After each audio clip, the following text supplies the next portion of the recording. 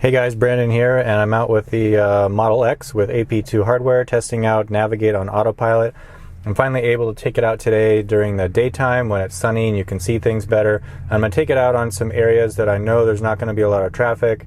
Lines and stuff are clearly drawn. The intersections and stuff are pretty easy to navigate because I want to show like what the system, or test actually, what this is actually able to do, as opposed to some previous videos I did where it was like in construction zones, poor markings, kind of crowded, and that makes it a lot more difficult. It shows where it needs development, but it doesn't really show what it can actually do, and you know, the really cool developments that have already taken place. So let's see what it can do. And all right, turn on autopilot. Got the blue line of confidence, and let's see what happens. We're a bit limited here in speed. Okay, there we go. Traffic's not too bad, but it does it is moving at, I don't know, probably 75 miles an hour. So we're up to 52, 53. Got to take it up. We got to get out of this exit, as this is an exit only. Confirm lane change, confirm. That's all smooth. It did it within plenty of time. Wasn't like lollygagging around in that lane, so that's good. Closest car is probably, I don't know, 70 yards behind, something like that, to put it in football terms. So the next item of business is going to be a freeway interchange. Let's see. Yeah, you can see that over here. Should be really gradual and gentle, so not too worried about it. Just for orientation, I guess, you probably can't see too well, but right here there's these little blue triangles, steering wheels. And that means that it's an action that autopilot will take by itself without approval from me. So that means it's going to be merging to the right without my approval in about a mile to get onto the next freeway. So those are the cool ones. I think now this version requires approval on my part for lane changes. Oh, rough roads ahead. All right, well, I hope you can still hear me. I'm using a lapel microphone, so it should be okay. Anyway, but it does not require confirmation to get onto an exit or an interchange, as long as that new lane starts new. So I think the reason for that is that the car does not have to worry about, so right here, see? So we're going off, so it should not require my approval. The reason for that is there's no cars behind me in that lane that it has to worry about. All it has to worry about is getting into that new lane, so I think the software is fine doing that by itself. So far I've done nothing in terms of slowing down, turning, whatever, signaling. But when merging from an on-ramp onto oncoming traffic, it does require that because it's not ready yet to assess speeding oncoming traffic from behind. So I'm going to try something now. I'm tailing this vehicle, or trailing I should say. I'm trying to go 75. They're at 72. I'm going to bump up my attempt to 79, see if it so it's suggesting a new lane. It waited for that car to pass, and now we're in the new lane. That was actually quite fast. It identified the obstruction, pathway around it, suggested the appropriate course of action, and then executed it. So the course of action, it didn't execute the obstruction. So I'm going to go back into that lane. All right, so autopilot just suggested that I need to start getting over to this lane in order to continue on my route, which is correct. It identified the vehicle next to me and prevented us from merging into that vehicle. And so you can see now this gray line, so it's considering that route. We're going to need to get over on that side eventually, so I'm not sure what its hesitation is at this point. Confirm lane change.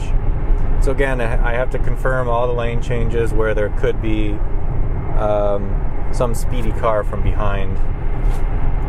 If it was going into a brand new lane, the start of a new lane I should say, then it would need to do that. We're on the exit lane now, so I should not have to do anything at this point. And actually, if you look at my navigation, which I just changed so that we have some more intersections, I shouldn't have to do anything actually until I get to my exit, because we've got this interchange. This is a continuation area, and then this is a freeway interchange, and then to the exit. So theoretically, I should not have to touch the. I should not have to engage at all. Okay, so it automatically put the blinker on. It's taking the appropriate fork.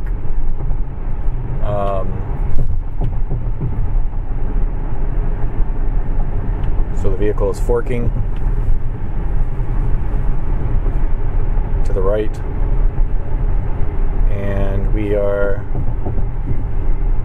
at a steady pace. No ping-ponging between the lines, all smooth, going really well.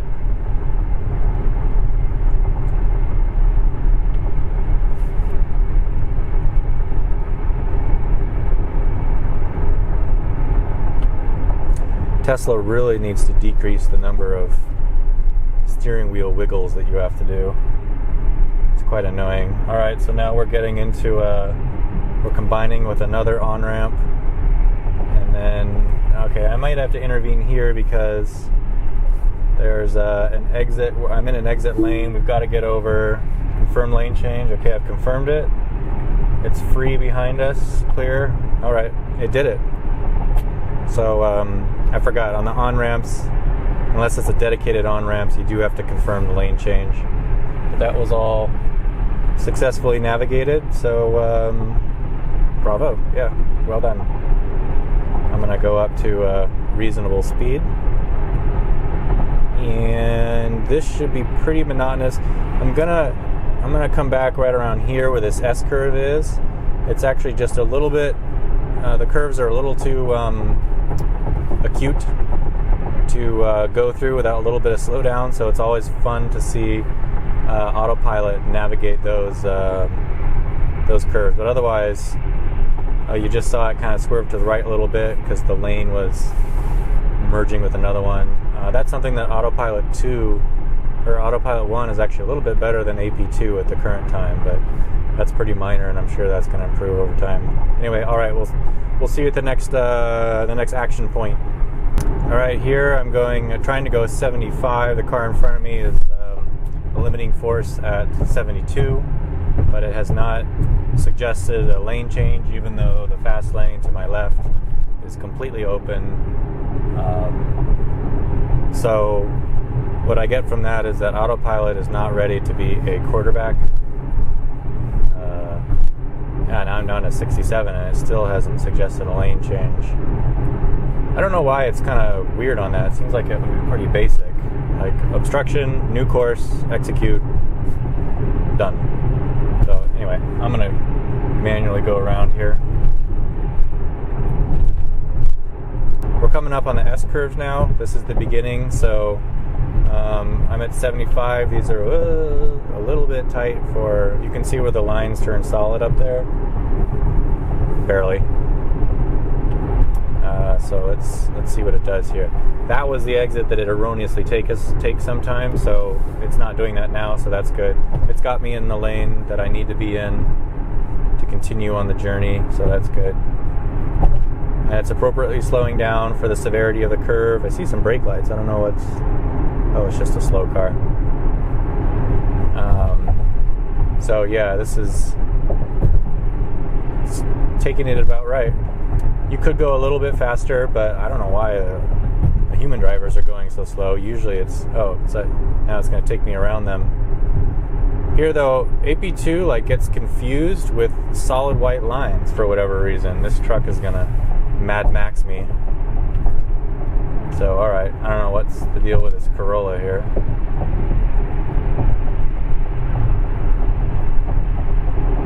So it was supposed to take me to a different lane, but maybe the solid white lines prevented it. I don't really know. Because I think I've had other instances where AP crosses the solid white line. I don't know what's going on there. Alright. So this was the interchange. It's basically staying on this freeway, so we did that just fine. I did not have to intervene at all. This car is a little bit annoying though. It's really confirm lane change into a faster lane. Sure, so it wants to take me to the left. I must have missed that one. I was a little bit slow. Okay, it's analyzing. That's definitely a limitation of the current software, is because I have to approve things. I miss a lot of notifications because I'm making sure everything's okay on the outside of the car. So, alright, there's a car coming up pretty fast on my left. Otherwise, oh, they're coming in behind me actually. Let's see if I can get over there.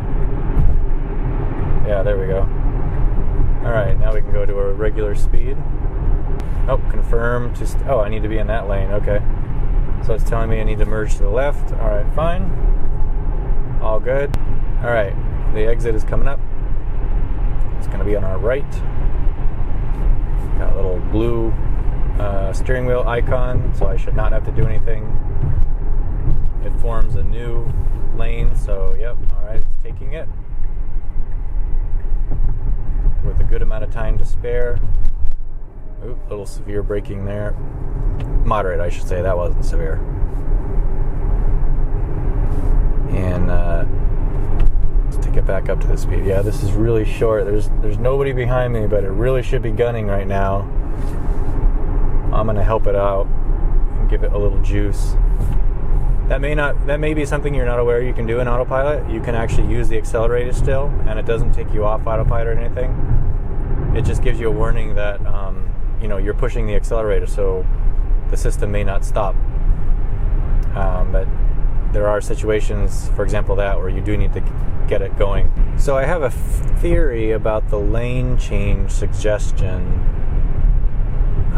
because that car, I was in the right lane, I was still going my max speed of 75, and it suggested me to move into the left lane.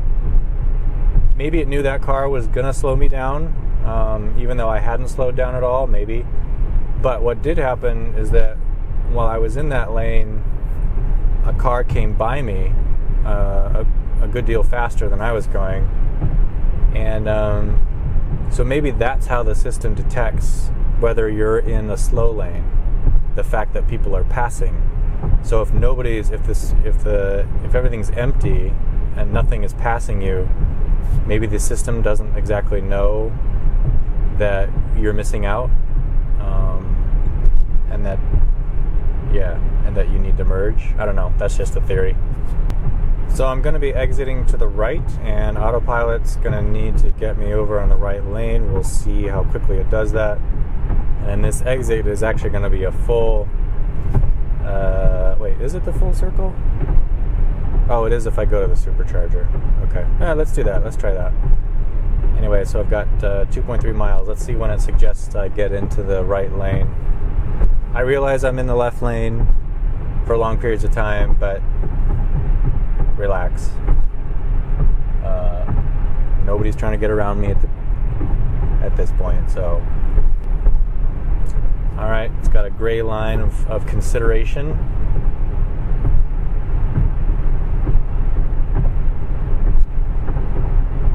Alright, there it is. And I do have a car behind me, maybe 10 yards, maybe 15 yards, or it was. It's actually, I wish it displayed cars. Yeah, the car is like right on my tail right now behind me, and the vehicle is still not showing me. See, look at that. Oh, well, you can't tell as well. This car behind me really wants me to go faster than I am and get closer to that minivan. Okay, autopilot, let's not slow down too much. I'm going to help it out by speeding up. Oh, and now gray car decides to go around me. Brilliant move. Alright, here's the exit, and it should not need me. It turned the blinker on itself. It's telling me confirm lane change. I think it got confused there.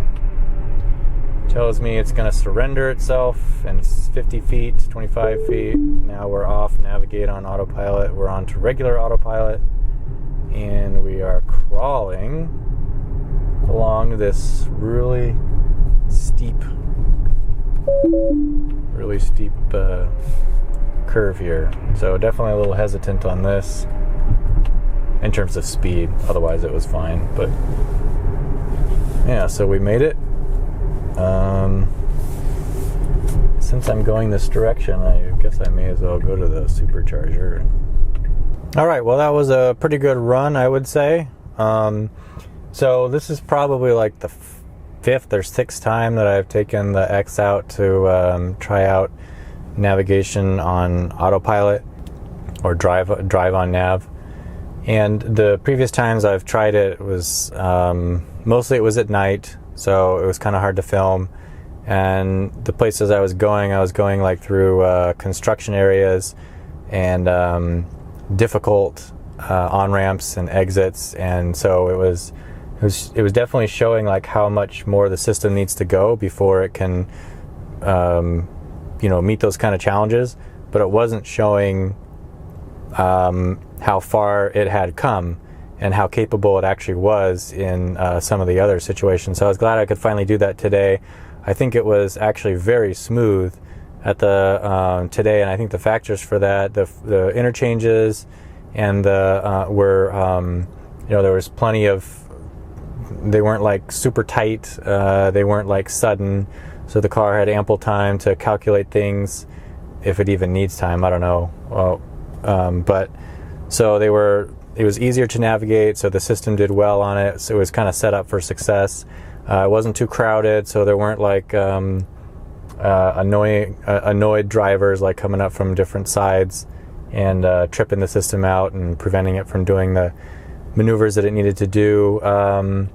And also the lane markings were quite good. The it wasn't like deviated lanes like in the construction areas and stuff like that. So I feel like it really showed what the system could do, and it was actually quite smooth. I was actually surprised how smooth it was under these conditions. So I can imagine this being much more or quite useful on like long freeway stretches, kind of like autopilot has always been. It's super useful on long freeway stretches where things aren't too complicated. It's keeping things straight.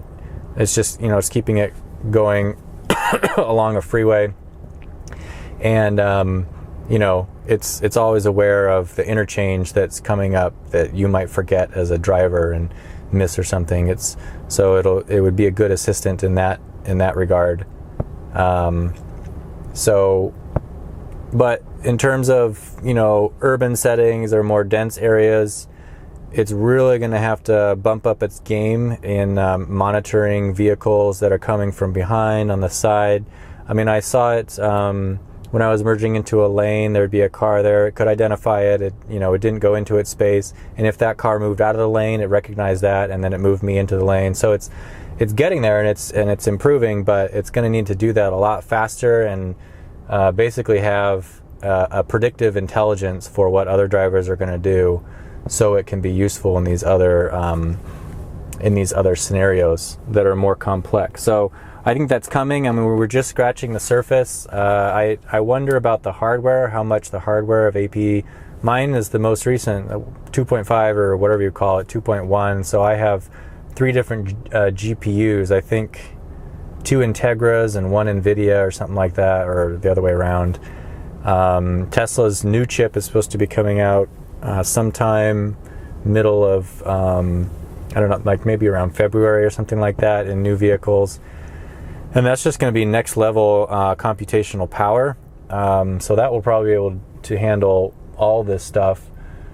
Supposedly my vehicle will not need a hardware upgrade for enhanced autopilot, which it should be able to do everything from on-ramp to exit, just with me holding onto it, as well as like auto parking and stuff like that. So we'll see. I mean, I'm probably going to get the full self-driving anyway, just because I feel like it's good to have that hardware, even if I was just using enhanced autopilot. But if the vehicle software is going to get more advanced than that, I also want to be able to use that. And when I bought the vehicle, the post-purchase upgrade price was $4,000, so they should still honor that. And the way autopilot is going now, it's like getting super expensive as the features roll out. And I suspect full self-driving is going to be like a $10,000 add-on once these features are more developed. So I did want to lock it in when I could.